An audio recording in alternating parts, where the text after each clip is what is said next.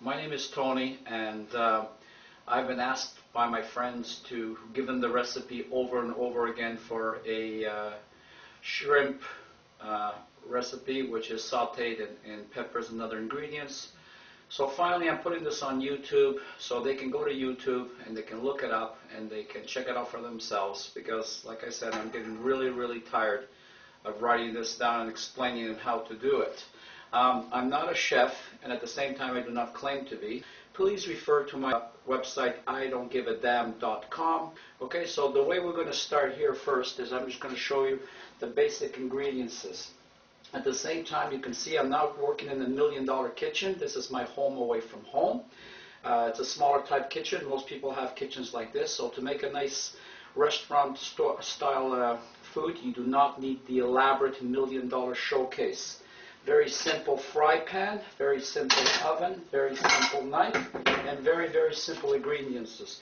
It's just how you put it together. So basically, the basic ingredients that we're going to start with is garlic and onions. And then we have some other ingredients here. Well, I will go and I will show you step by step how to put them together. One of the most important ingredients is a Portuguese pepper paste. It's made of hot peppers. Now, if you want to find this, I suggest you go to any Portuguese restaurant or any Portuguese store, and they will basically tell you where you can find this. And you cannot find this. Get some hot peppers, a little bit of vinegar, a little bit of salt, put it together, put it in the blender, mash it into a paste, put it in the refrigerator for 3 or 4 days, and it will basically do the same thing. Now, as for the shrimp, here we have the shrimp that I'm using, which is basically a number 25. It's important, and I will tell you over and over again, that the shrimp must be well thawed if you bought it frozen. It must be in your refrigerator for 48 hours, no questions here. At the same time, if you buy it frozen, you have an emergency, what you should do is take the shrimp, put it under warm water, then put it in a dry pan, low heat, and just cook it very slowly and warming it up slowly until all the moisture comes out. That way you can use the emergency way. Now, as you can see, I like buying the shrimp which has the skin on. It has, or the shell if you want to call it. It has been deveined already. I like using raw shrimp with the shell on because it basically gives me a better flavor. You can use pre-cooked shrimp already without any skin. Just be very careful and very gentle when you're cooking. The most important thing is not to overcook the shrimp because it'll taste like rubber. Do not go buy popcorn shrimp and think you can get away with that. It's not going to work. Number 30 and up is the only way it's going to work in presentation and taste. Okay, the onions now are sauteing. And now what I add is the garlic, which has been minced. Now I added 2 cloves of garlic, and I added 1 medium onion. And now I'm adding the garlic, and we're getting that one there really good. Really good. Now the next ingredient is very important, and you have to do it my way or it's going to be the highway. Tomato paste, unflavored, about 2 tablespoons, and you have to fry it. Now if you run out of tomato paste, you can use spaghetti sauce or yes, even ketchup. It will not turn out as good, but it will still turn out fantastic, really good. So you need to fry that really well. Do not add any salt yet until the end, because there is salt in the paste and there is salt in the pimento sauce, and we don't know what stage of saltiness that is going to be. Now the next one is the tomato paste. Now you can use hot or you can use sweet.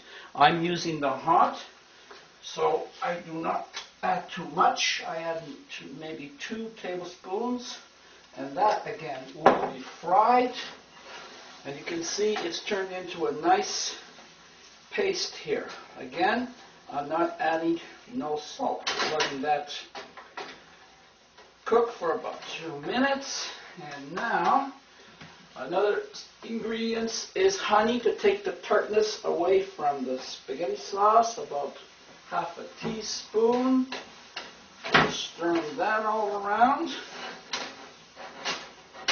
And make sure that's hot. And now the tomato paste is really coming really nicely. And now the other ingredients, white wine. Do not use red, use white wine. You can use beer, you can use apple juice or light vinegar. And we mix the wine there, not too much. And now we're going to let that simmer. You can see that the alcohol has been gone. And now we have a beautiful thick tomato paste. Now we start adding the other ingredients. 1 tablespoon of butter that we add. And I like to add some Maggi, a couple of shakes of Maggi. If you don't have Maggi, you can use soy sauce. If you don't have soy sauce, go to the store and buy something. Okay, a couple of shots of that. And at the same time, I like to use just a touch of cumin. Just a touch of cumin. And my favorite, allspice. A touch of allspice. There we go. We stir that around, wait till the butter to melt. Alright, now we're going to increase that. Take a little shot for me. And here comes the shrimp. Again, the shrimp is well drained. And I place the shrimp in there. Look at that. That is not beautiful. Now, it's important at this point not to overcook. So we're going to be cooking sauteing the shrimp on both sides until they become pink.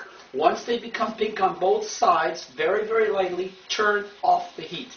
And I'm back. Now, what I did was I cooked the shrimp very, very gently. And because these shrimps are large, and the pan is small, what I do is I actually remove some of the shrimp and I put it into a plate so it does not overcook. What you can do if you want, you can remove all the shrimp, you can work with the sauce, you can add some 18% cream, and you can do that to make a very creative sauce with in other ways if you want. But I don't like putting the cream in, I like it the natural way. So I now have the shrimp here. I put the shrimp back. The stove is now off. You can see it's a beautiful plate here. Now I start at this point, I add some fresh lemon. At this point here, I add some lemon here. And we stir that up. Now I have to work fast because I don't have too much time on the tape. And now the most important thing is the taste test. So we're in the middle. Now at this point I can see it needs salt, so I use kosher salt here. It's going to require a little bit more Maggi, and it requires a little bit more wine just to make it a little bit more liquidy, and a little bit more allspice. And now I add the fresh chopped parsley to it, and it requires a little bit more lemon. There we go. And now, like this again, I can use the same spoon because it's for me.